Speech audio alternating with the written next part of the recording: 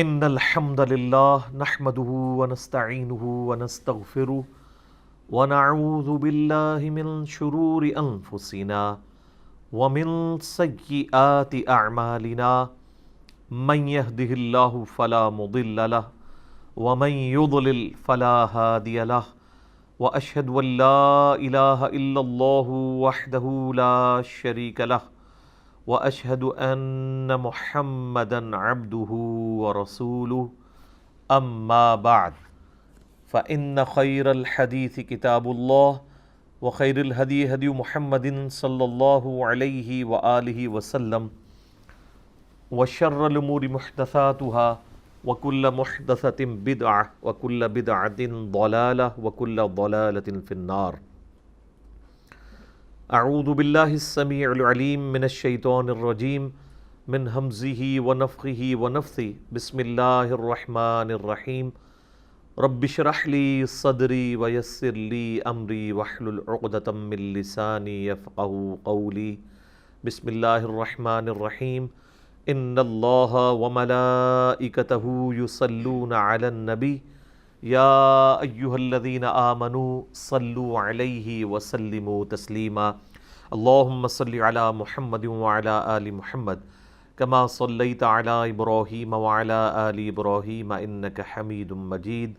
اللہم بارک علی محمد وعلی آل محمد کما بارکت علی ابراہیم وعلی آل ابراہیم انک حمید مجید. الحمدللہ آج قرآن کلاس نمبر 27 میں 3 مئی 2020 کی اسٹوڈیو ریکارڈنگ کا آغاز ہم انشاءاللہ تعالی سورۃ البقرہ کی آیت نمبر 185 سے کریں گے. پچھلی دفعہ میں نے عرض کیا تھا کہ قرآن حکیم میں ایک ہی مقام ایسا ہے جہاں پر اللہ تعالیٰ نے رمضان المبارک کے روزوں کی فرضیت، ان کی اہمیت اور احکام و مسائل بیان کیے ہیں. پورے قرآن میں کسی اور جگہ روزوں کا ذکر نہیں ہے. اس اعتبار سے رمضان المبارک کو ایک فوقیت حاصل ہے کہ قرآن حکیم رمضان سے متعلق کیا کہتا ہے وہ آپ کو سورۃ البقرہ کے اس 23 نمبر رکوع میں 6 آیات کے اندر 183 سے لے کر 188 تک میں ساری گفتگو مل جائے گی. اس میں سے پہلی جو 2 آیات تھی 183 اور 184 ہم نے پچھلی قرآن کلاس میں کور کی تھی. آج انشاءاللہ تعالی اس سے اگلی آیت سے سٹارٹ کریں گے. اعوذ باللہ من الشیطان الرجیم بسم اللہ الرحمن الرحیم شہر رمضان الذی انزل فیہ القرآن. رمضان کا مہینہ تو وہ مہینہ ہے جس میں قرآن نازل ہوا، قرآن اتارا گیا. ہدی للناس وبینات من الہدی والفرقان. یہ قرآن پوری انسانیت کے لیے ہدایت ہے اور اس میں ہدایت کے روشن دلائل ہیں اور یہ حق اور باطل میں تمیز کرنے والی کتاب ہے.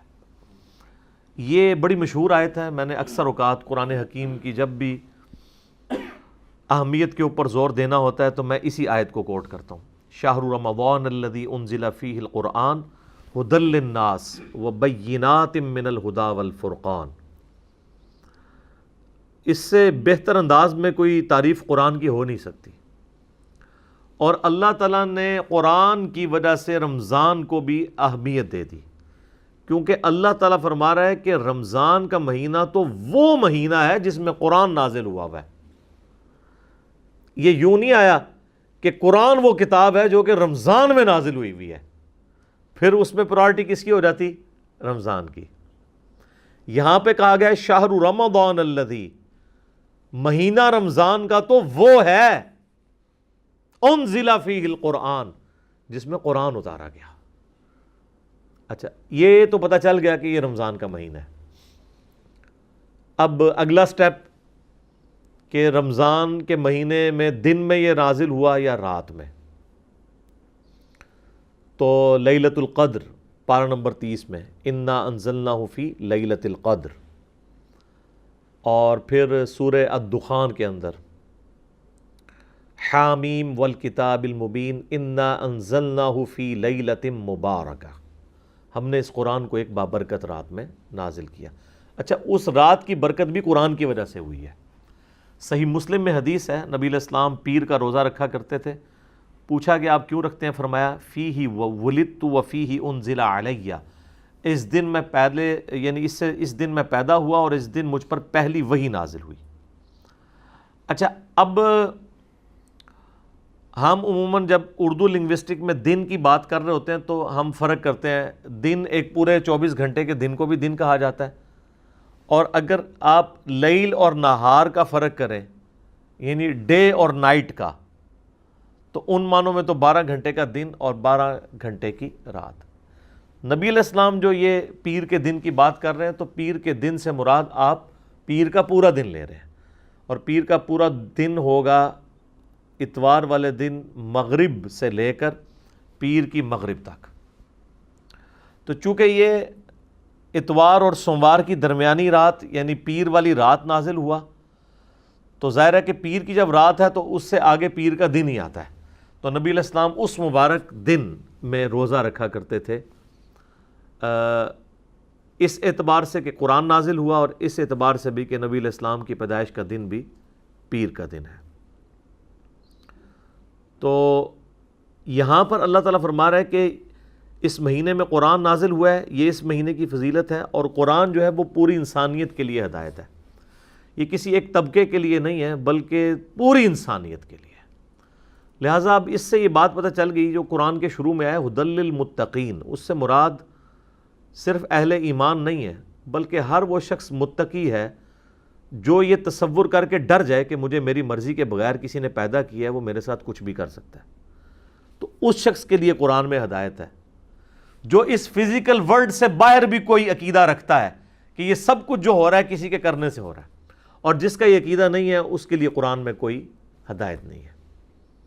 وَبَيِّنَاتٍ مِّنَ الْهُدَىٰ، اور صرف ہدایت نہیں ہے، ہدایت کے روشن دلائل ہیں، یعنی اتنے روشن ہیں کہ ایک ان پڑھ کو، جاہل کو، جڈ کو بھی سمجھ آ جائے، ایک پڑھے لکھے کو بھی سمجھ آ جائے۔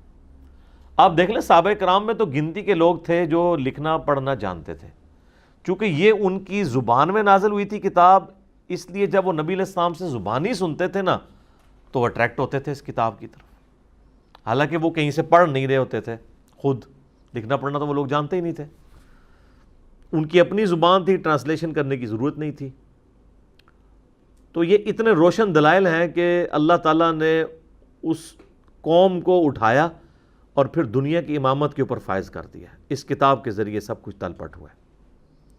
فالفرقان، اور یہ حق اور باطل میں تمیز کرنے والی کتاب ہے۔ نبی علیہ السلام کے لیے بھی یہ لفظ استعمال ہوا ہے صحیح بخاری کے اندر، محمد فرق بین الناس، دو فرشتے آپس میں گفتگو کرتے ہوئے نبی علیہ السلام یعنی وہ اس کو روایت کر رہے ہیں، ایک فرشتہ دوسرے سے کہتا ہے کہ یہ محمد وہ ہے جو حق اور باطل میں تمیز کرنے والی شخصیت ہے۔ تو قرآن بھی الفرقان ہے، اور سراپا قرآن، قرآن مجسم، یعنی قرآن اگر جسم کی حالت میں آتا تو نبی علیہ السلام کی مبارک ذات ہے۔ جو صحیح مسلم میں حدیث ہے، سیدہ عائشہ سے پوچھا گیا کہ نبی علیہ السلام کے اخلاق کیسے تھے؟ اخلاق سے مراد آپ کے شمائل، آپ کی کردار، آپ کی صفات، آپ کا اوڑھنا بچھونا، آپ کس طرح کے انسان تھے؟ تو انہوں نے کہا قرآن نہیں پڑھتے ہو؟ قرآن ہی نبی علیہ السلام کا اخلاق تھا، یعنی قرآن کو جو مطلوب انسان ہے نا، اگر پرفیکٹ فارم میں کوئی موجود ہے روئے ارض کے اوپر تو وہ محمد رسول اللہ صلی اللہ علیہ وآلہ وسلم کی مبارک ذات ہے۔ تو ہم اسی لیے آپ کو قرآن مجسم کہتے ہیں کہ قرآن اگر انسانی شکل میں آتا کوئی جسم اڈاپٹ کر کے تو نبی علیہ السلام اس کی پریکٹیکل مثال ہے۔ خیر اس پہ تو اب بہت کچھ بولا جا سکتا ہے، میں اسی کے اوپر اکتفا کرتا ہوں۔ فَمَنْ شَهِدَ مِنْكُمُ الشَّهْرَ، تو جو کوئی تم میں سے اس مہینے کو پائے، فَلْيَصُمْ، تو اسے چاہیے کہ وہ رمضان کے مہینے کے روزے رکھے۔ اچھا اب یہ جو الفاظ ہیں نا، جو کوئی اس مہینے کو پائے، یعنی جس کی زندگی میں یہ مہینہ آ جائے، جب بھی یہ مہینہ آئے گا اس نے روزے رکھنے ہوں گے۔ اس سے بعض لوگوں نے یہ بھی رزلٹ نکالا کہ اگر کسی کی زندگی میں رمضان کا مہینہ نہ آئے تو اس پہ رمضان کے روزے فرض نہیں ہیں۔ تو اب کوئی ایسا بھی ہو سکتا ہے جس کی زندگی میں رمضان کا مہینہ نہ آئے. وہ کہتے ہیں جی جن جگہوں پر چاند کا حساب کتاب کرنا مشکل ہے, دن رات کی کوئی تفریق نہیں ہے, نارتھ پول کے اوپر ساؤتھ پول کے اوپر 6 مہینے کا دن 6 مہینے کی رات ہوتی ہے, تو وہاں پر تو رمضان آتا ہی نہیں ہے. تو لہٰذا وہاں پر اگر کوئی لوگ آباد ہوں تو ان کے اوپر رمضان کا مہینہ کے روزے فرض نہیں ہوں گے. ایک اعتبار سے تو یہ بات ٹھیک ہے. یہ یعنی باقاعدہ فقہ حنفی والوں نے بحثیں کی ہیں. فقہ حنفی سے مراد آج کل کے جو جدید علماء ہیں. پرانے لوگوں کو تو یہ پتہ ہی نہیں تھا کہ یہ قطبین بھی کوئی چیز ہے, نہ اس زمانے میں کوئی علم غیب ہوتا تھا. تو یہ تو ساری کہانی ہے نا کہ ان کو پتہ ہوتا. لہٰذا امام حنیفہ کی تو فقہ میں آپ کو کہیں نہیں ملے گا. یعنی آج کے جو فقہا ہیں فقہ حنفی کے یا باقی فقہا اس کے اوپر بحث کرتے ہیں, جبکہ یہ ان کا اجتہاد درست نہیں ہے میری نظر میں. اس کی وجہ یہ ہے, اگر یہی بات مان لی جائے گی تو پھر تو 5 نمازیں بھی ختم ہو جائیں گی. 6 مہینے کا دن اور 6 مہینے کی رات کا مطلب ہے کہ 6 مہینے میں صرف 3 نمازیں پڑھی جائیں جو آ جائیں آپ کی, اور رات کی جو 1 نماز آ جائے وہ آپ نے پڑھنی ہے. پورے سال میں 3-4 نمازیں ہی آئیں گی. اس اعتبار سے اگر اجتہاد کیا جائے تو صحیح مسلم کی جو حدیث ہے نا, نبی علیہ السلام نے فرمایا جب دجال دنیا میں آئے گا تو پہلا دن جو ہے وہ 1 سال کا ہوگا, اور دوسرا دن جو ہے وہ 1 مہینے کا ہوگا, تیسرا دن جو ہے وہ 1 ہفتے کا ہوگا, اور پھر باقی سارے دن نارمل ہوں گے. تو صحابہ کرام نے پوچھا یا رسول اللہ اگر ہم وہ زمانہ پائیں تو پھر ہم اپنے نمازوں کا کیا کریں گے؟ اگر سال کا 1 دن ہے تو دن میں تو 5 نمازیں ہوتی ہیں 24 گھنٹے کے اندر. تو آپ علیہ السلام نے فرمایا کہ تم اپنے اندازے کو مقرر کر لینا اسی اعتبار سے. یعنی وہ ڈیوریشن تو سال ہوگی اس دن کی, لیکن تم نے اپنا اندازہ ایسے مقرر کرنا ہے کہ اپنی گھڑی کے اعتبار سے اسے ڈیوائیڈ کر لینا. اب یہ دیکھ لیں, یہ فتنہ آ بھی اس وقت رہا ہے کہ جب لوگوں کے پاس واقعی اندازہ مقرر کرنا آسان ہے. صحابہ کرام کے لیے تو اندازہ مقرر کرنا تو سن لائٹ کی وجہ سے وہ ایک ورٹیکل چیز کو گاڑ کے دھوپ گھڑی بنایا کرتے تھے. اس زمانے میں تو یہ والی گھڑیاں ہیں نہیں تھی, لیکن یہ گھڑیاں آپ دیکھیں کتنی پرفیکٹ ہیں کہ یہ گھڑی دھوکہ نہیں کھاتی. دن کے 12 بجے بھی اگر بالکل گھوپ اندھیرا چھا جائے کوئی بیوقوف آدمی بھی روزہ افطار نہیں کرے گا. لیکن صحیح بخاری میں آتا ہے نبی علیہ السلام کے زمانے میں بادل چھا گئے تو صحابہ کرام کہتے ہیں ہم نے سمجھا کہ سورج غروب ہو گیا, ہم نے روزہ افطار کر لیا. بعد میں سورج نکل آیا تو پھر اس روزے کی قضا دینی پڑی. اس سے بھی پتہ چلا صحیح بخاری کی حدیث سے کہ صحابہ کرام کے زمانے میں نبی علیہ السلام اس وقت زندہ تھے. نبی علیہ السلام کے زمانے میں صحابہ کرام کے زمانے میں علم غیب نہیں ہوا کرتا تھا, ورنہ اس طرح روزہ کھول لیتے. یہ تو کہتے ہیں نا وہ جی صحابی کے قدموں کی خاک جو ہے نا وہ کسی گھوڑے کے نتنے میں بیٹھے نا تو ایک ولی اس کو نہیں پہنچ سکتا. تو تھوڑے ولی تھے پتہ نہیں کہ کچھ دس دینے سب کہانیاں نے. تو وہ روزے کی قضا بھی دینی پڑی صحابہ کرام کو. تو اب مجھے بتائیں اگر اس زمانے میں یہ والی گھڑی ہوتی تو جناب بادل تو دور کی بات ہے, سورج فزیکلی بھی غروب ہو جائے نا, اگر گھڑی کے اوپر ٹائم نہ ہو, لوگوں نے یقین کرنا کہ یہ ہو کیسے گیا جی, ابھی تو ٹائم ہی نہیں ہوا. تو یہ جناب اس گھڑی کی برکت ہے. تو آج آپ دیکھ لیں کہ جو نارتھ پول اور ساؤتھ پول کے قریب علاقے ہیں جہاں پہ دنوں کی لینتھ کافی زیادہ ہے, کئی مہینوں کے اوپر ایک دن ہے, کیونکہ وہاں پہ سورج افق کے ساتھ ساتھ چلتا ہے. ہمارا تو یوں چلتا ہے نا مشرق سے مغرب یوں, چونکہ وہ ٹپ کے اوپر ہے تو ان کے سورج یہاں سے ایسے چلتا ہے, یوں ایسے چلتا رہتا ہے, پھر ہلکا سا یوں جا کے پھر وہ نکل آتا ہے. تو یہ چلنے میں 6 مہینے یوں لگتے ہیں, اور غروب ہوتا ہے تو 6 مہینے یوں نیچے رہتا ہے, پھر 6 مہینے ایسے اس طریقے سے. تو وہاں پہ لوگ نارمل زندگی گزار رہے ہیں جناب. انہوں نے گھڑیاں بنائی ہوئی ہیں, لوڈ شیڈنگ وہاں پہ ہوتی نہیں ہے, اپنے دن رات اسی اعتبار سے ڈیوائیڈ کیے ہوئے. ایون آج بھی اگر جو ہے وہ سورج کی روشنی ماند پڑ جائے, باقی جو سائنٹیفک ایشوز آئیں گے وہ تو اپنی جگہ ہیں, یعنی پودوں کی خوراک کا مسئلہ وہ ساری چیزیں, لیکن ایٹ لیسٹ یہ ایشو نہیں آئے گا کہ کوئی شخص نماز کی ٹائمنگ کا اعتبار نہ کر سکے. ایون ہمارے پاکستان سے بھی کچھ فوجی حضرات انٹارکٹیکا گئے تھے, تو وہاں پر انہوں نے باقاعدہ نماز پڑھتے ہوئے ان کی اس وقت تصویریں بھی انہوں نے یعنی میڈیا کے اوپر ہائی لائٹ کی تھی کہ سورج دن کے وقت نکلا ہوا ہے اور وہ کہتے ہیں ہم عشاء کی نماز پڑھ رہے ہیں. تو انہوں نے اپنے ٹائم کو اس اعتبار سے ڈیوائڈ کیا ہوا. تو اس طرح کا ٹائمنگ آپ کر سکتے ہیں. تو اسی اعتبار سے وہاں پہ پھر چونکہ مہینوں کو بھی 12 مہینوں میں ڈیوائڈ کرنا ہوگا، تو پھر اس اعتبار سے آپ رمضان کے مہینے کی بھی ڈویژن کر لیں گے. لیکن اس سے کوئی یہ پلی نہیں لے سکتا جس طرح ہمارے یورپین ملکوں میں جہاں پہ 22-23 گھنٹے کا آلموسٹ روزہ بعض جگہ پہ بن جاتا ہے. تو لوگ کہتے ہیں جی ہم بس سعودیہ کے حساب سے 16-17 گھنٹے کا روزہ رکھ لیں گے. تو یہ تو بہت لمبا لینتھ بنتی ہے، ہم روزہ رکھ نہیں سکتے. تو حالانکہ وہاں پہ گرمی تو نہیں ہے، ٹھنڈ ہے، بل پھر بھی بھوک برداشت کرنا تو ایشو ہوتا ہے. تو وہ اس طرح کا قیاس اس جگہ کے لیے نہیں کر سکتے. بہرحال وہاں 24 گھنٹے کا دن رات تو ہے نا، تو وہاں پہ ایک گھڑی والا معاملہ اپلائی نہیں ہوگا. تو جو کوئی بھی تم میں رمضان کا مہینہ پائے تو اسے چاہیے اس میں روزے رکھے. وَمَنْ كَانَ مَرِيضًا أَوْ عَلَى سَفَرٍ، اور جو کوئی تم میں مریض ہو یا سفر پر ہو، فَعِدَّةٌ مِّنْ أَيَّامٍ أُخَرَ، تو وہ بعد کے دنوں میں روزوں کی گنتی کو پورا کر سکتا ہے. 2 ایکسیپشن تو آ گئیں، ایک مریض کی اور ایک مسافر کی. یہ ہر صورت میں اس کو اجازت ہے کہ وہ اپنا روزہ مؤخر کر سکتا ہے، بعد میں رکھ لے جب اس کی صحت ہو یا سفر سے واپس آ جائے. اسی کی ایکسٹینشن ہے جو ابو داؤد، ترمذی، ابن ماجہ میں حدیث ہے کہ نبی علیہ السلام نے مریض کو، مسافر کو، دودھ پلانے والی عورت کو اور حاملہ عورت کو روزوں کو مؤخر کرنے کی اجازت دی ہے. مؤخر کرنے کی، چھوڑنے کی نہیں. البتہ اگر ایک کیٹاسٹرافک کنڈیشن بن جائے کہ ایک عورت پریگننٹ تھی، پھر بعد میں 2 سال بچے کو دودھ پلانا پڑا، اسی دوران دوبارہ پریگننٹ ہو گئی، اس طرح کرتے کرتے 8-9 سال 10 سال گزر گئے، تو اب لا یکلف اللہ نفسا الا وسعها، اللہ تعالیٰ کسی جان کو اس سے بڑھ کر اس پہ بوجھ نہیں ڈالتا. تو پھر ٹھیک ہے، وہ فدیہ دے لے، اس کو روزوں کی قضا کرنے کی ضرورت نہیں رہے گی. سفر میں آپ روزہ چھوڑ سکتے ہیں. اگر آپ سفر میں روزہ رکھ لیں تو بخاری مسلم میں اس کی اجازت موجود ہے. نبی علیہ السلام نے اجازت دی ہے لیکن اس چیز کو پسند نہیں فرمایا.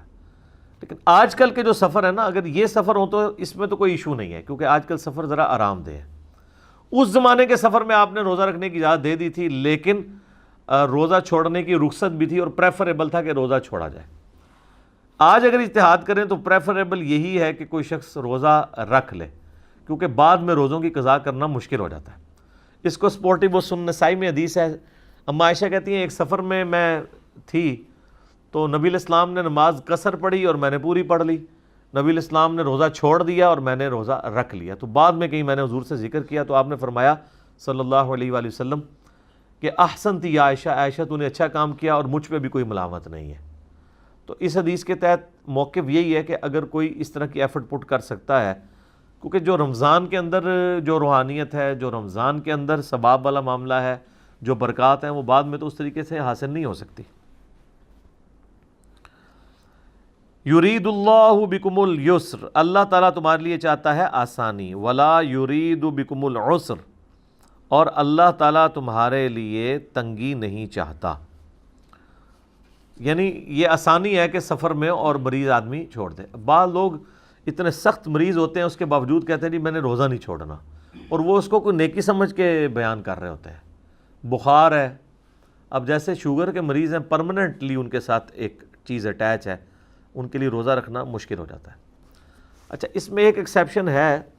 بعض اوقات شوگر کے مریضوں کے ساتھ ایسا ہوتا ہے کہ کسی دن ان کو تو پیاس تنگ نہیں کرتی، کسی دن تنگ کرتی ہے. تو اس کے لیے پھر اجتہاد یہی ہوگا کہ وہ روزہ رکھ لیں، جس دن ان کا روزہ نبھ جائے نبھا لیں، اور جس دن ان کو توڑنا پڑ جائے تو وہ توڑ لیں. کیونکہ بخاری مسلم حدیث ہے، صحابہ کرام کہتے ہیں جب ہم لوگ فتح مکہ کے لیے روانہ ہوئے تو رمضان کا مہینہ تھا، تو ہم نے روزہ سفر میں بھی رکھا ہوا تھا، لیکن عصر کے وقت بری حالت ہو گئی صحابہ کرام کی. تو نبی علیہ السلام نے اعلانیہ پانی کا پیالہ منگوا کے نا روزہ توڑا سب کے سامنے، اپنا روزہ سب سے پہلے. پھر آپ صلی اللہ علیہ وآلہ وسلم کا یہ عمل دیکھ کے صحابہ کرام نے بھی اپنے اپنے روزے توڑ دیے. تو بعض اصحاب کی خبر حضور تک پہنچی کہ انہوں نے روزہ نہیں توڑا، تو آپ نے فرمایا یہ لوگ نافرمان ہیں جنہوں نے روزہ نہیں توڑا. کیونکہ ظاہر جہاد کے لیے، قتال کے لیے جا رہے تھے، اگر یہیں پہ الٹے پڑے ہوتے آگے جا کے انہوں نے کیا لڑنا تھا۔ تو اس سے یہ بات پتہ چلی کہ اگر کسی نے روزہ رکھا ہوا ہے اور اس دوران اس سے یہ اندازہ ہو جاتا ہے کہ میں روزہ اپنا نہیں چلا سکوں گا، تو وہ روزہ توڑ بھی سکتا ہے، اور اس کا توڑنے کا اس کے اوپر کوئی گناہ نہیں ہوگا، بلکہ ایک روزے کی قضا دینی ہوگی، کفارہ کوئی نہیں ہوگا۔ یہ فرق سمجھ لیں، قضا یہ ہوتی ہے کہ روزے کے بدلے ایک روزہ۔ نفلی پہ تو سب کا اجماع ہے کہ نفلی تو جان بوجھ کے توڑیں یا جس طرح بھی توڑیں، اس کے بدلے ایک روزہ ہے۔ فرض روزے کے بارے میں یہ اختلاف پایا جاتا ہے، کیونکہ بخاری مسلم میں حدیث ہے، ایک صحابی نے اپنی بیوی کے ساتھ ازدواجی تعلق کر کے قائم کر کے اپنا روزہ توڑ لیا، نبی علیہ السلام کے پاس حاضر ہوا، آپ نے فرمایا کہ بھئی وہ جو کفارہ ہے وہی ادا کرو، 60 مسکینوں کو کھانا کھلاؤ، ٹھیک ہے، ایک غلام آزاد کرو، غلام نہیں آزاد کر سکتے، 60 مسکینوں کو کھانا کھلاؤ یا 60 روزے رکھو۔ اس نے کہا جی میں تو اس میں سے کچھ بھی نہیں کر سکتا۔ تو نبی علیہ السلام نے فرمایا تم بیٹھ جاؤ۔ اتنے میں ایک شخص آیا حضور علیہ السلام کو، اس نے ایک کھجور کا ٹوکرا گفٹ کیا، تو آپ نے فرمایا وہ روزہ توڑنے والا کدھر گیا؟ ان کا یا رسول اللہ میں حاضر۔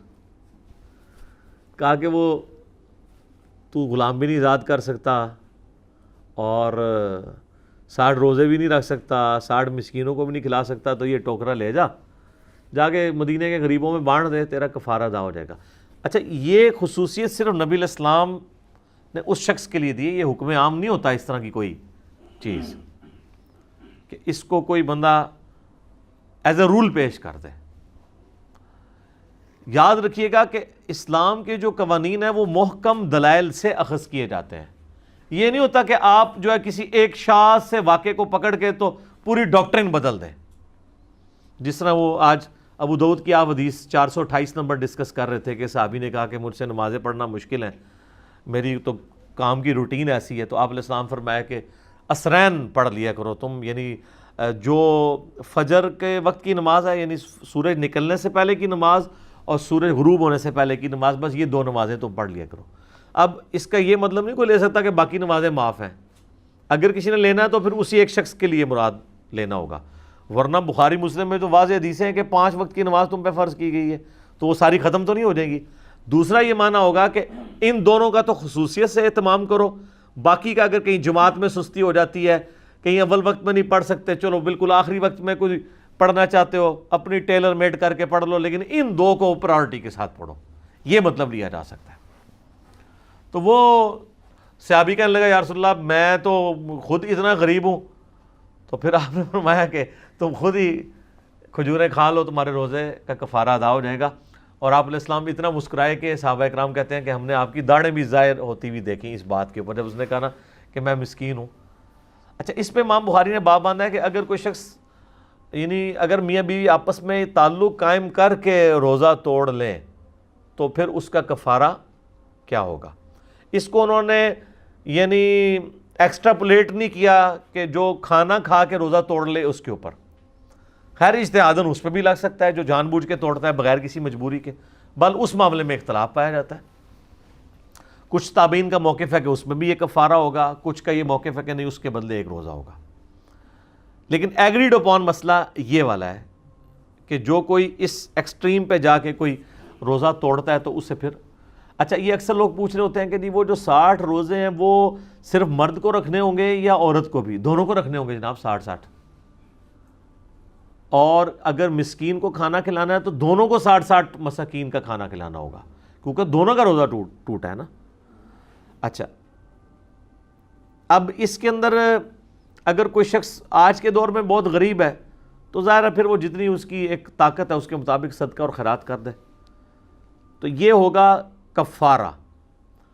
قضا الگ چیز ہے، کفارہ الگ ہے۔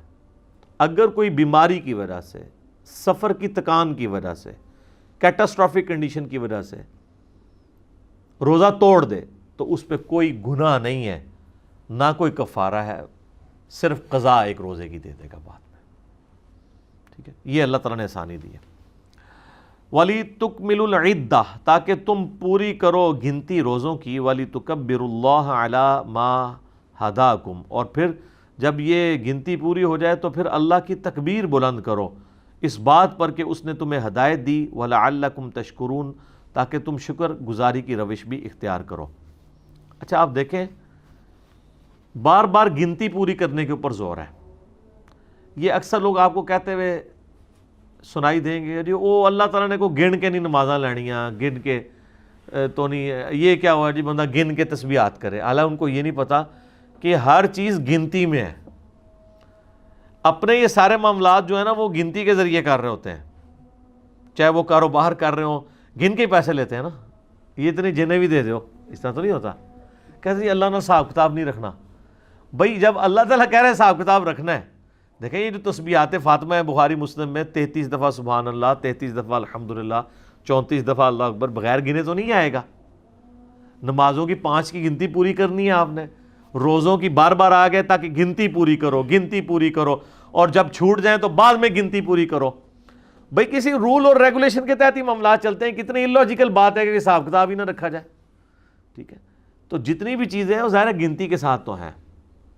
اور اس کو سپورٹی وہ بخاری مسلم کی حدیث ہے. اما عائشہ کہتی ہیں نبی علیہ السلام نے فرمایا اللہ تعالیٰ کو سب سے بڑھ کر محبوب عمل وہ ہے جو اگرچہ تھوڑی مقدار میں ہو لیکن ہمیشگی کے ساتھ کیا جائے، بنسبت اس عمل کے جو تعداد میں زیادہ ہو لیکن ہمیشہ نہ ہو. ایک بندہ کہتا ہے جی آج میں نے 1000 دفعہ سورہ اخلاص پڑھی ہے، کل پڑھ رہا 10 دفعہ، پرسوں پڑھ رہا 100 دفعہ، اس کی بجائے روزانہ ہی اگر 3 دفعہ پڑھ لے. ٹھیک ہے، ہمیشگی رکھے چاہے عمل تھوڑا ہو. اس لیے صبح و شام کے اذکار، فرض نماز کے بعد کے اذکار، اس میں ہم کہتے ہیں اس میں اگر آپ نے بالکل کوئی کریٹیکل اذکار کرنے ہیں تو آیت الکرسی کا وظیفہ اور تسبیح فاطمہ والا وظیفہ، آخری 3 سورتوں والا وظیفہ یہ کر لیں. چلے باقی اگر نہیں بھی ہوتا ایٹ لیسٹ اس کے اوپر استقامت تو رکھیں نا آپ اپنی. تھوڑے وظائف اسی طریقے سے صبح و شام کے اذکار میں ہم نے اس کو مختصر کر کے یہ جادو ٹونا، وبائی امراض، قدرتی حادثات سے بچنے کے 5 سنت وظائف ہم نے الگ کیے ہیں کہ چلو کوئی اور نہیں کر سکتا یہ 5 وظائف ہی کر لے، کم از کم ہمیشگی تو اس کے اوپر آسانی کے ساتھ آ جائے. تو یہ اللہ تعالیٰ نے فرمایا کہ یہ گنتی اس لیے پوری کرنی ہے کہ جب یہ گنتی پوری ہو پھر تم نے اللہ کی تکبیر بلند کرنی ہے، وَلَعَلَّكُمْ تَشْكُرُونَ، اور پھر تم نے اللہ کا شکر بھی ادا کرنا ہے. اور آپ دیکھ لیں جیسے یہ رمضان کی گنتی پوری ہوتی ہے نا تو عید والے دن ہم یہ دونوں کام کرتے ہیں. اللہ اکبر لا الہ الا اللہ واللہ اکبر، اللہ اکبر وللہ الحمد، اللہ کی تکبیر بھی اور حمد بھی. اللہ اکبر کبیرا والحمد للہ کثیرا وسبحان اللہ بکرۃ واصیلا. یہ ساری وہ چیزیں تسبیحات جو المصنف ابن ابی شیبہ میں سنن الکبریٰ البیہقی کے اندر صحابہ کرام سے رپورٹ ہوئی ہیں کہ آپ نے ان الفاظ کے ساتھ اللہ تعالیٰ کی تکبیر بلند کرنی ہے اور اس کا شکر ادا کرنا ہے. اب جی بڑی اہم آیت آ رہی ہے، اس آیت کے اوپر گھنٹوں گفتگو ہو سکتی ہے. سورۃ البقرہ کی آیت نمبر 186، وَإِذَا سَأَلَكَ عِبَادِي عَنِّي فَإِنِّي قَرِيب. اور اے محبوب صلی اللہ علیہ وآلہ وسلم جب میرے بندے آپ سے پوچھیں میرے بارے میں تو آپ فرمائیں کہ میں تمہارے بالکل قریب ہوں. اللہ تعالیٰ ہر شخص کے قریب ہے. نحن اقرب الیہ من حبل الورید، اللہ تمہاری رگے جان سے بھی زیادہ تمہارے قریب ہے. اجیب الدعوۃ الداعی اذا دعان، میں ہر پکارنے والے کی پکار کو سنتا ہوں جب بھی مجھے پکارتا ہے. فَلْيَسْتَجِيبُوا لِي، لیکن شرط یہ ہے کہ تم لوگ بھی میرے حکم پر لبیک کہو، میرا کہنا مانو. وَلْيُؤْمِنُوا بِي لَعَلَّهُمْ يَرْشُدُونَ، اور ایمان لاؤ تم لوگ بھی جس طرح کے ایمان لانے کا حق ہے تاکہ تم ہدایت پا سکو. یہ جی آیت انسانیت کا میگنا کارٹا ہے جو یورپ کے اندر 17ویں صدی عیسوی کے اندر ایک قانون پاس ہوا تھا کہ ہر انسان کا یہ رائٹ ہے کہ وہ اپنے حکمران سے جا کے سوال کر سکتا ہے، اس کا دروازہ کھٹکھٹا سکتا ہے اپنے رائٹ کے لیے. یہ آیت پوری انسانیت کے لیے میگنا کارٹا ہے کہ ہر شخص اللہ تعالیٰ کو پکار سکتا ہے، بیچ میں کسی کو کوئی ڈالنے کی ضرورت نہیں ہے. اب اس سے زیادہ اور کن الفاظ میں سمجھایا جائے کہ جب میرے بندے آپ سے میرے بارے میں پوچھے تو آپ فرمائیں میں تمہارے بالکل قریب ہوں، ہر پکارنے والے کی پکار کو سنتا ہوں. اب یہاں تو یہ ہونا چاہیے تھا کہ میں تم سے بہت دور ہوں، ایک سیڑھی لگاؤ میرے تک پہنچو، وچ کوئی پاؤش ہے، کہنا نا وچ کوئی کہنا چھت تک پہنچنے کے لیے سیڑھی چاہیے ہوتی ہے. تو آپ سیڑھی کے بغیر چھت تک نہیں پہنچ سکتے۔ اس طرح کی مثالیں اللہ کے بارے میں بیان کرنا یہ تو حرام ہے، بعض اوقات کفر ہو جاتا ہے۔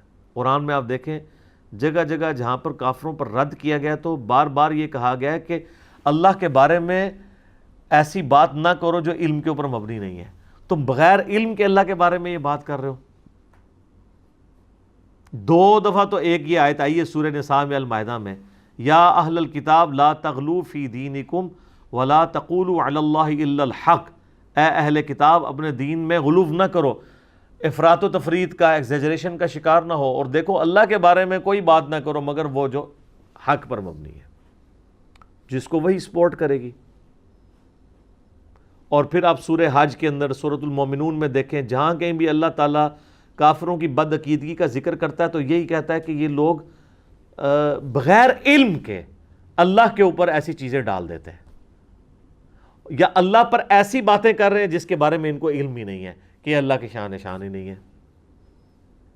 تو علم کی بنیاد پہ اللہ کے ساتھ کوئی بات کرنی ہے تو یہ کہنا کہ جی سیڑھی جس طرح چھت پہ جانے کے لیے ضروری ہے، اس طریقے سے اللہ تک پہنچنے کے لیے بیچ میں کوئی واسطہ ڈالنا ضروری ہے۔ اگر آپ اس واسطے سے مراد پیغمبر کو لے رہے ہیں تو وہ پیغمبر سیڑھی نہیں ہے، بلکہ پیغمبر آپ کو اللہ کی شناخت کرواتے ہیں۔ وہ بتاتے ہیں کہ اللہ تعالیٰ کن چیزوں سے راضی ہوتا ہے، کن چیزوں سے ناراض ہوتا ہے۔ وہ یہ نہیں کہتے کہ آپ ہمیں پوجنا شروع کر دو، وہ کہتے ہیں ہم جو تمہیں سکھا رہے ہیں نا اس طریقے سے اللہ کی طرف رجوع لاؤ۔ اور وہ ہمیشہ یہ کہتے ہیں کہ ہم یہ جو تمہیں سکھا رہے ہیں یہ ہم خود تو سکھا ہی نہیں رہے، ہمیں اللہ نے سکھایا ہے۔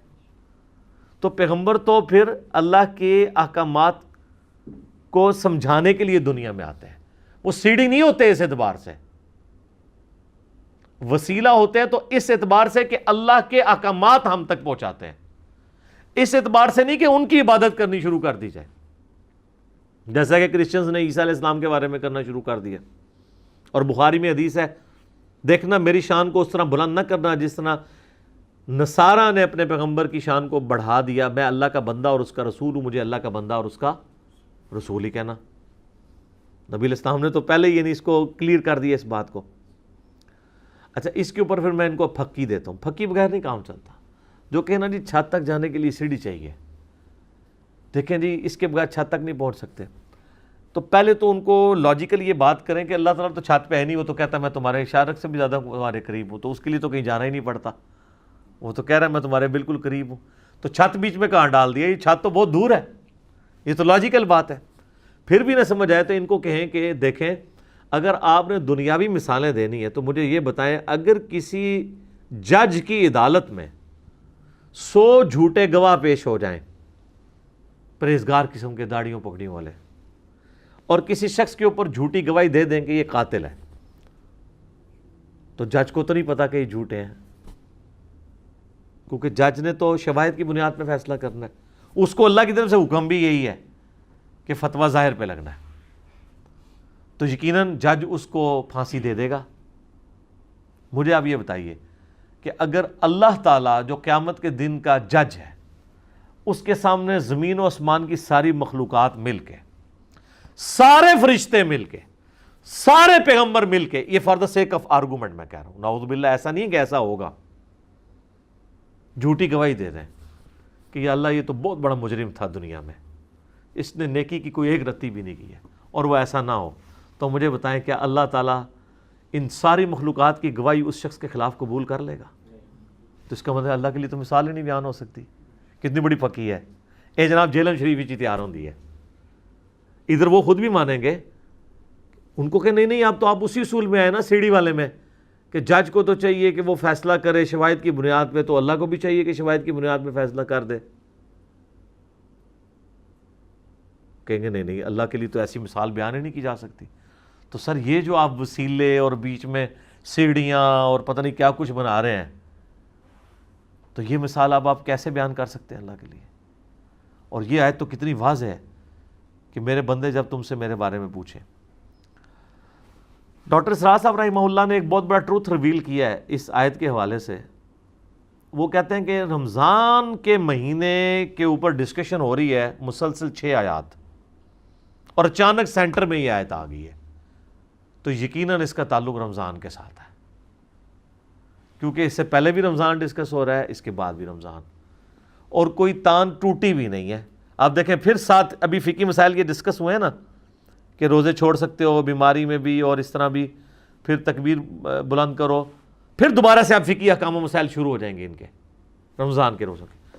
وہ کہتے ہیں کہ جی یہ سینٹر میں، اور یہ ایگزیکٹ سینٹر میں ہے آیت،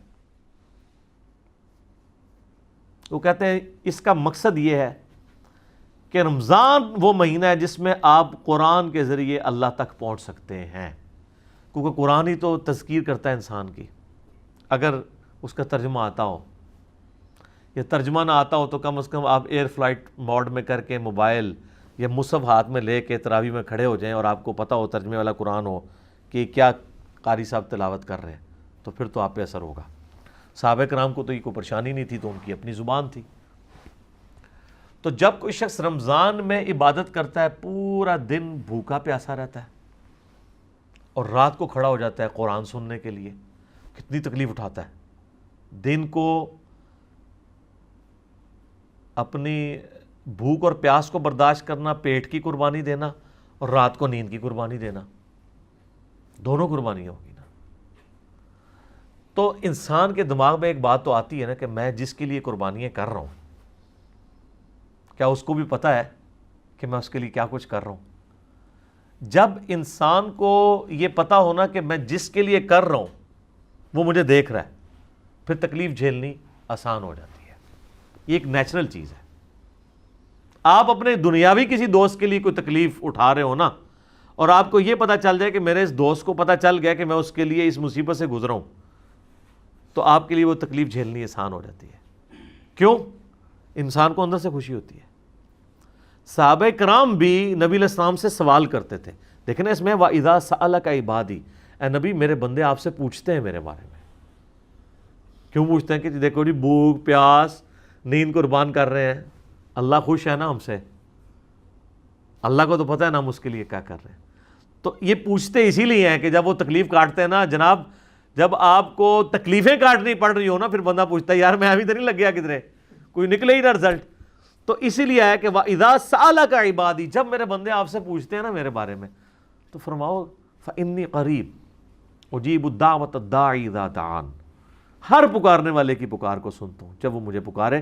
شرط یہ ہے فَلْيَسْتَجِيبُوا لِي، ان کو بھی تو چاہیے نا کہ میرا حکم مانیں اور مجھ پر ایمان لائیں جیسا کہ ایمان لانے کا حق ہے، تب یہ کامیاب ہوں گے۔ لَعَلَّهُمْ يَرْشُدُونَ۔ اللہم اجعلنا منہم، اللہ تعالیٰ بھی ہمیں ان کامیاب لوگوں میں داخل فرمائے۔ اللہم من احییتہ منا فاحیہ علی الاسلام ومن توفیتہ منا فتوفہ علی الایمان، آمین۔ اب پھر جناب فقہی احکام و مسائل شروع ہو گئے ہیں روزوں کے، یعنی یہ روحانی ایپیکس تھا یہ والی آیت، رمضان کا روحانی مقصد، یعنی ایک اعمال کا ظاہر ہے اور ایک اس کی ہے روحانی چیز۔ احل لکم لیلۃ الصیام الرفث الی نسائکم، حلال کر دیا اللہ نے رمضان کی راتوں میں تمہارا اپنی بیویوں کے ساتھ تعلق قائم کرنا۔ ہن لباس لکم، وہ تمہارا لباس ہیں، وانتم لباس لہن، اور تم ان کا لباس ہو۔ علم اللہ انکم کنتم تختانون انفسکم، اللہ خوب جانتا ہے، اللہ نے یہ چیز جانی، آبزرو کی۔ یہاں جاننا آبزرو کرنے کے معنوں میں، جانتا تو وہ پہلے سے ہی ہے، اس نے یہ آبزرو کیا۔ کنتم تختانون انفسکم، کہ تم اپنی جانوں میں خیانت کرتے تھے۔ فتاب علیکم، تو اس نے تم پر توبہ فرمائی، تمہاری طرف رجوع لے کر آیا۔ وہ اللہ بھی رجوع لے کے آتا ہے نا، بندہ بھی لے کے آتا ہے۔ تم پر نظر شفقت فرمائی، نظر کرم فرمائی۔ فتاب علیکم وعفا عنکم، اور تمہیں معاف کر دیا۔ فالآن، تو پس اب آؤ، باشروہن، ان کے ساتھ ازدواجی تعلق قائم کرو۔ وابتغوا ما کتب اللہ لکم، اور پھر جو اللہ نے تمہاری قسمت میں لکھا ہے وہ اللہ سے طلب کرو، یعنی اولاد۔ اس تعلق کا مقصد اولاد ہے۔ اس آیت کے کانٹیکسٹ میں صحیح بخاری میں موجود ہے کہ روزہ تو آپ کو پتہ دن کے وقت ہوتا ہے، لیکن صحابہ کرام اجتہاد کرتے تھے کہ وہ رمضان کے پورے مہینے میں وہ یہ سمجھتے تھے کہ ہمیں اب اپنی بیویوں سے الگ ہونا ہے، کیونکہ جب پیٹ کی قربانی دی جا رہی ہے، نیند کی قربانی دی جا رہی ہے، تو وہ سمجھتے تھے یہ بھی ایک قربانی ہے، روزے کی حالت میں تو آئی ہے، ظاہر ہے روزہ تو ٹوٹ جائے گا، تو لیکن رات کے وقت تو روزہ نہیں ہوتا، تو وہ یہ سمجھتے تھے کہ نہیں، رمضان چونکہ ہے ہی قربانی کا مہینہ ہے تو پھر رات میں بھی ہمیں بیویوں کے قریب نہیں جانا چاہیے۔ جبکہ بعض صحابہ ایسے تھے وہ کہتے تھے کہ اب تو افطار ہو چکا ہے، تو اب لہٰذا اس کے اوپر وہ حکم تو نہیں ہوگا، دن کے وقت تو ظاہر ہے کہ روزہ ٹوٹ جائے گا، لیکن اب تو وہ حکم نہیں ہوگا، تو وہ اپنی بیویوں کے ساتھ تعلق بھی قائم کرتے تھے، لیکن اندر ان کو گلٹ بھی فیل ہوتا تھا۔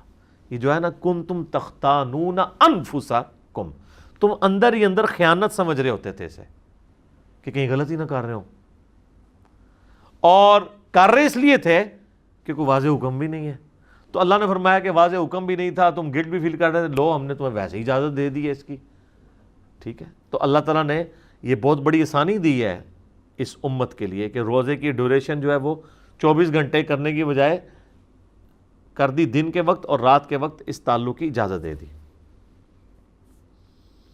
اب ایک اور فقہی مسئلہ ڈسکس ہو رہا ہے ساتھ ہی، وَكُلُوا وَاشْرَبُوا، اور کھاؤ اور پیو، حَتَّى يَتَبَيَّنَ لَكُمُ الْخَيْطُ الْأَبْيَضُ مِنَ الْخَيْطِ الْأَسْوَدِ، یہاں تک کہ جو سفید ڈورا ہے وہ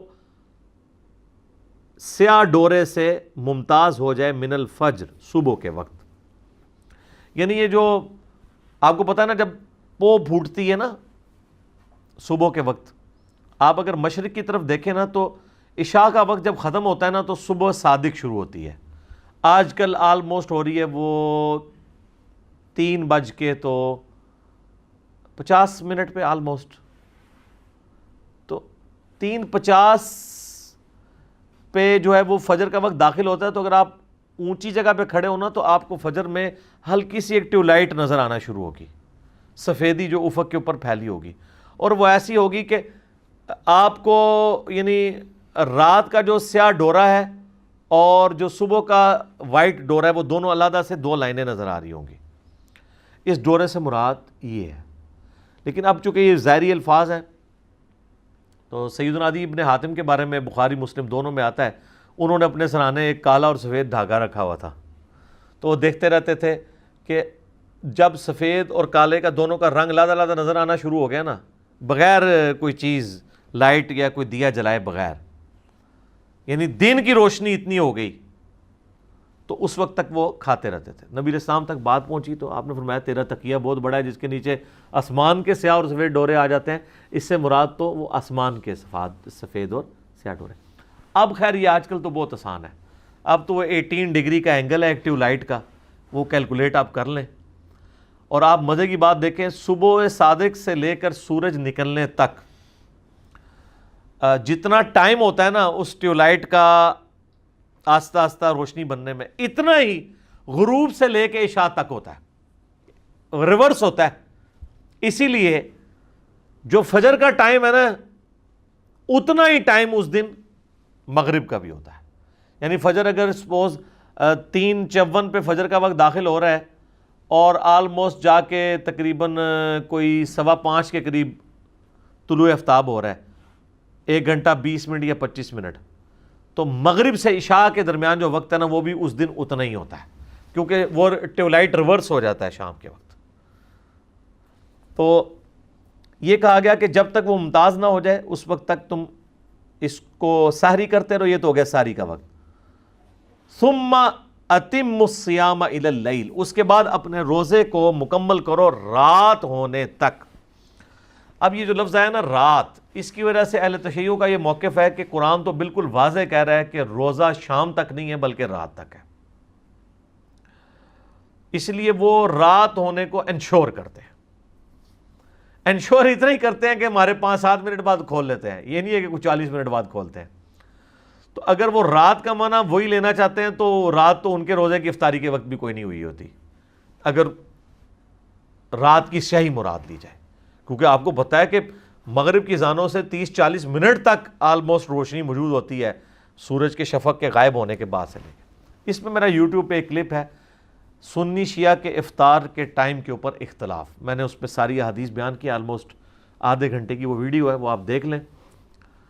بہرحال شیعہ علماء سے بھی جب ڈسکشن ہوئی ہے وہ کہتے ہیں نہیں، اب چونکہ اب ٹائم ٹیبل بن چکے ہیں، اگر ٹائم میں سورج کا غروب ہونا کنفرم ہو گیا ہے نا تو رات شروع ہوگی، کیونکہ اب رات کی ڈیفینیشن کے لیے آپ کو قرآن و حدیث کی ضرورت نہیں ہے، کیونکہ یہ لٹریچر کا مسئلہ ہے. یہ ڈکشنری آپ کو بتائے گی کہ رات کس وقت شروع ہوتی ہے.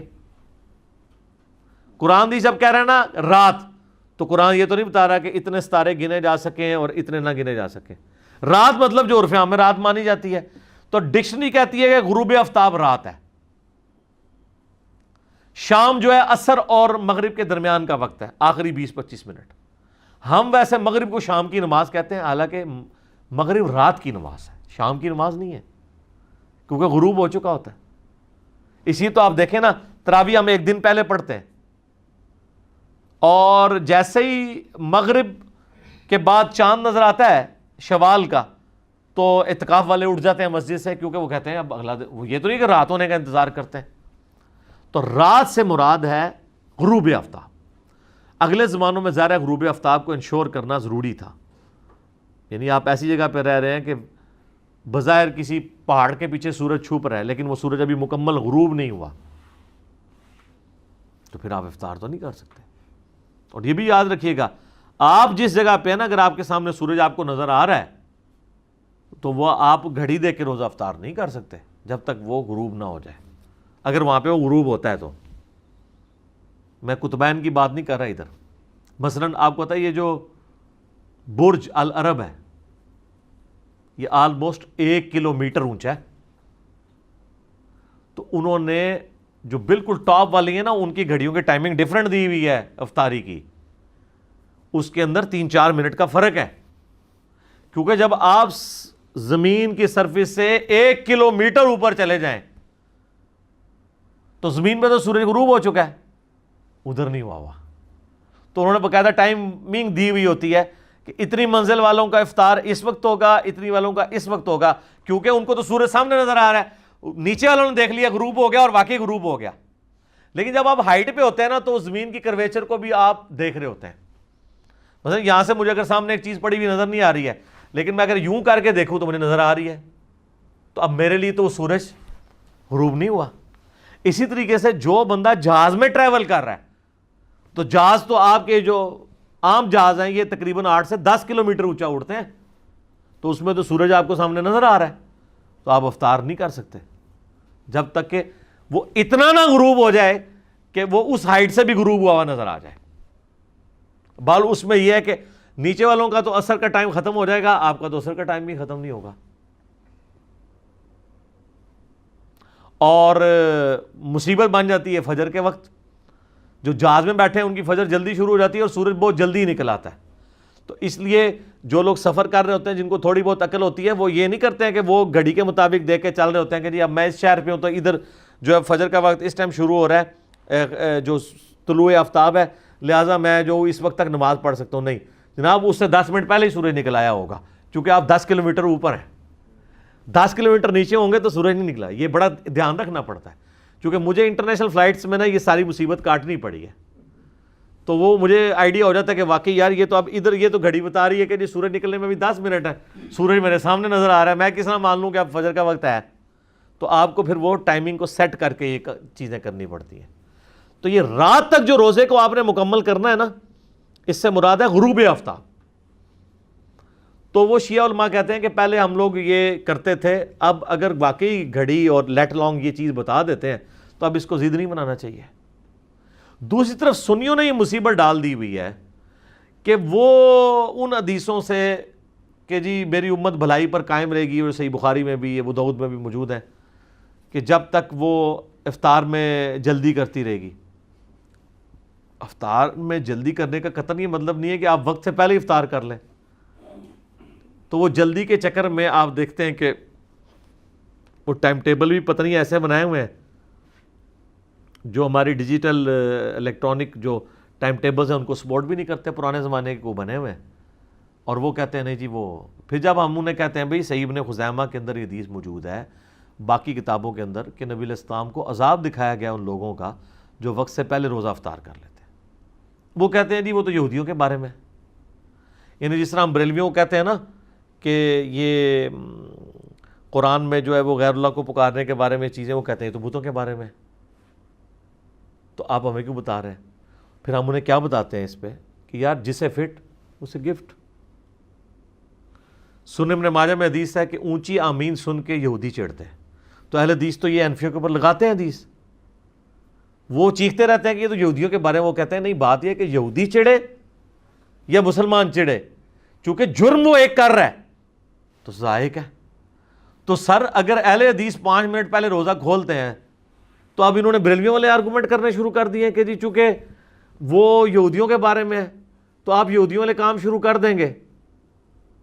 اچھا آپ مجھے یہ بتائیے کہ داڑھی منڈانا ہے کے بارے میں جو ہے کہ یہود و نصارہ کی مخالفت کرو کہ داڑھیاں مڑاتے ہیں، تم نہ داڑھیاں یعنی مڑاؤ، داڑھیاں بڑھاؤ۔ اب اگر کوئی مسلمان داڑھی مڑاتا ہے تو ہم اسے تو کہیں گے نا یہ یہود و نصارہ والا عمل ہے، وہ یہ تو نہیں آگے سے کہہ سکتا یہ تو یہود و نصارہ کے بارے میں، میرے بارے میں تو ہے ہی نہیں ہے۔ ہم اسے کیا کہیں گے؟ یہ عمل ان کے والا ہے، ٹھیک ہے۔ تو یہاں پر بھی روزہ جلدی نہیں افطار ہونا چاہیے۔ ہمارے جرم شہر کے آپ نقشہ اٹھا کے دیکھ لیں، اب ڈیجیٹل واچ انہوں نے لا کے رکھی ہے، وہ ڈیجیٹل واچ بتا رہی ہے ان کے 5-6 منٹ کی افطاری پہلے ہو رہی ہے۔ دارالاسلام پبلیکیشن دنیا میں اہل حدیث کا سب سے بڑا ادارہ ہے، ان کے آپ ٹائمنگز دیکھیں، نماز کی، غروب آفتاب کی دیکھیں، ان کی ٹائمنگ سے بھی فرق ہے۔ تو بہتر یہ ہے کہ آپ گھڑیوں کو اور مسلم پرو کو، اسلام 360 سلاٹ ٹائم، یا سب سے بہتر ہے گوگل میں لکھیں۔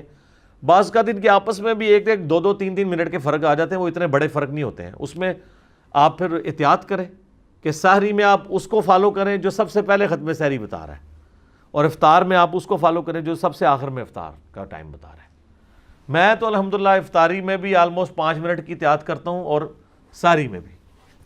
تو یہ جو ہے نا کہ افطار میں جلدی کرنا، مراد یہ ہے کہ کوئی اتنا روزہ لیٹ نہ کر دے کہ وہ 20, 25, 30 منٹ گزر جائیں، وہ ناپسندیدہ ہے۔ تو اتنا تو کوئی بھی نہیں کر رہا ہوتا، تو یہ شیعہ کے اوپر لگا رہے ہوتے ہیں، یہ لیٹ کر رہے ہوتے ہیں۔ شیعہ کدھر، ہمارے ٹائمنگ میں آلموسٹ، بلکہ جب سے ہم نے لوگوں کو ایجوکیٹ کیا تو آلموسٹ شیعہ کا سنی کا ٹائم ایک جیسا ہی ہے۔ سنی کو 2-3 منٹ آگے چلے جائیں تو شیعہ 2-3 منٹ پیچھے آ جائیں، درمیان میں کنسیسز کر لیں تو آلموسٹ ٹائم وہی ہے۔ یہ میری شیعہ علماء سے باقاعدہ بات ہوئی ہے، میں نے اس ویڈیو میں بھی ریکارڈ کروایا۔ وَلَا تُبَاشِرُوهُنَّ وَأَنْتُمْ عَاكِفُونَ فِي الْمَسَاجِدِ، اور دیکھو اپنی عورتوں کے ساتھ ازدواجی تعلق نہ قائم کرنا جب تم مسجد میں اعتکاف کر رہے ہو۔ یعنی اب یہ نہیں تم پلی لے سکتے کہ چونکہ رمضان کی راتوں میں یہ تعلق قائم کرنا جائز ہے تو مسجد میں بھی جائز ہوگا، کیونکہ اس زمانے میں ظاہر ہے کہ مسجدوں میں ہی عورتوں کے خیمے بھی لگتے تھے۔ تو جب اعتکاف کر رہے ہیں میاں بیوی مسجد کے اندر، تو میاں بیوی اگر ایک خیمے میں مسجد کے اندر اعتکاف کر رہے ہیں، جس طرح آج بھی حرمین میں لوگ اعتکاف جب کرتے ہیں تو اپنی بیویاں ساتھ ہی انہوں نے ٹھہرائی ہوتی ہیں، ٹھیک ہے، کھانا پینا سب کچھ اکٹھا کر رہے ہوتے ہیں، باہر میں یعنی وہ نماز کے لیے علیحدہ کر لیتے ہیں۔ ویسے تو اصول ہونا چاہیے کہ خیمے لگنے چاہیے، جب اگر ایک فیملی کا خیمہ لگے گا، خیمہ ہی سنت ہے نا، بخاری مسلم میں آتا ہے امہات المومنین کے خیمے باقاعدہ لگتے تھے مسجد نبوی کے اندر اعتکاف کے لیے۔ اب اگر ایک بندہ اپنی فیملی کے ساتھ کسی مسجد میں اعتکاف کر رہا ہے تو وہ ایک خیمہ لگائے گا جس میں اپنی پوری فیملی لے کے بیٹھے گا، لیکن اب پاکستان میں یا مسلمان ممالک میں یہ ممکن نہیں رہا، ویڈیو کیمرے کے فتنے کی وجہ سے، سیکیورٹی ایشوز کی وجہ سے، ورنہ سنت طریقہ تو یہی ہے۔ تو وہاں پہ کوئی میاں بیوی مسجد میں اپنا یہ تعلق قائم نہیں کر سکتے، ورنہ اعتکاف ٹوٹ جائے گا۔ یہ نہیں کہہ سکتے کہ دن کے وقت تو روزے کے، رات کو تو اجازت دی ہے، تو اللہ نے جو پیچھے اجازت دی ہوئی تھی نا کہ رات کے وقت اپنی بیویوں کے ساتھ تعلق قائم کر سکتے ہو، اس اجازت کو اس شرط کے ساتھ رکھا ہے کہ مسجد میں اعتکاف کرنے والے کو اجازت نہیں ہے۔ یہ بھی ہو سکتا ہے، آپ کو میں نے بتایا نا بخاری مسلم میں حدیث ہے، نبی علیہ السلام تو اپنی بیوی صفیہ کو گھر تک چھوڑنے آئے تھے۔ آپ کوئی زیادہ سیاڑا بنے ہو کہ جی رات کے وقت تو آپ گھر بھی آ سکتے ہیں، کھانا کھانے کے لیے بھی آ سکتے ہیں، بیوی کو چھوڑنے بھی آ سکتے ہیں، تو باقی کوئی جو ہے وہ کوئی اور حقوق پورے کرنے کے لیے بھی پہنچ جائے۔ اگر آپ مسجد میں اعتکاف کر رہے ہیں تو اس کام کے لیے آپ اپنے گھر نہیں آ سکتے، ٹھیک ہے جی، نہ مسجد میں یہ کام کر سکتے ہیں۔ تلک حدود اللہ، یہ اللہ کی حدیں ہیں، ولا تقربوها، اور دیکھنا اس کے قریب بھی مت پھٹکنا۔ لوگ تو کہتے ہیں یار وہ اللہ تعالیٰ اتنی باریکی نہیں دیکھتا، تو اللہ تو کہہ رہا ہے قریب بھی نہیں آنا اس کے۔ اللہ باریک بین ہے، یہ ذہن میں رکھیے گا۔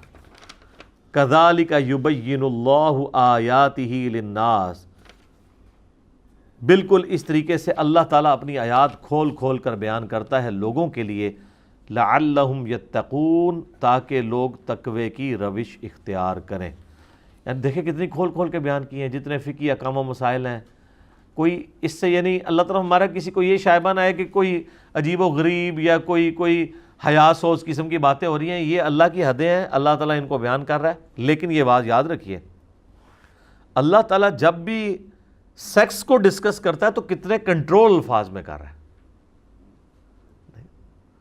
لمٹ کہیں بھی کراس نہیں ہوتی ہے۔ یعنی جس طرح یہ مطلب ایک جس کو کہتے ہیں نا کھل ڈل کے بات کرنا، اس لیول پہ نہیں جاتی، لیکن میسج بھی کنوے ہو جاتا ہے کنٹرول الفاظ کے ساتھ۔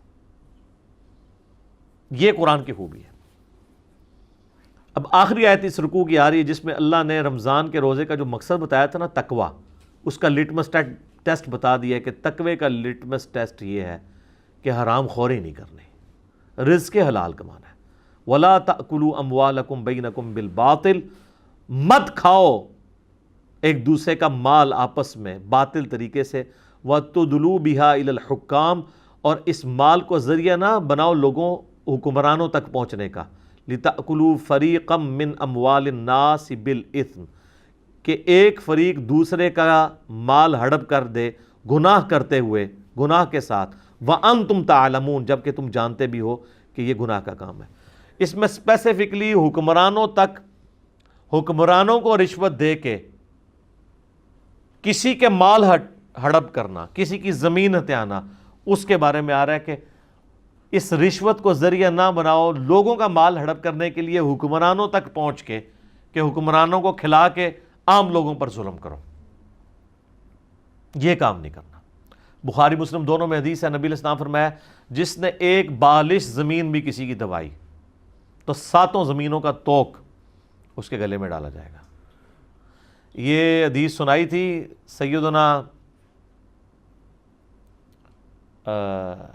سعید ابن زید عشرہ مبشرہ، ان پہ ایک عورت نے الزام لگا دیا اس نے میری زمین ہتھیا لی ہے، تو مروان بن حکم نے بلا لیا، بخاری مسلم میں آتا ہے وہ چونکہ ادھر گورنر تھا، تو سعید ابن زید نے کہا کہ میں کسی کی زمین ہتھیاؤں گا جبکہ میں نے اپنے کانوں سے رسول اللہ سے یہ بات سنی تھی جس نے ایک بالش بھی زمین کسی کی ہڑپ کی 7 زمینوں کا توق اس کے اوپر ڈالا جائے گا قیامت والے دن۔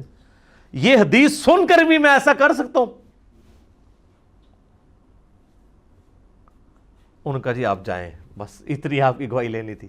انہوں نے کہا نا، اس بوڑھی عورت کو انہوں نے وہاں کھڑے کھڑے بد دعا دی کہ اللہ اسے ذلیل و خوار کر کے تو نے مارنا ہے، ٹھیک ہے۔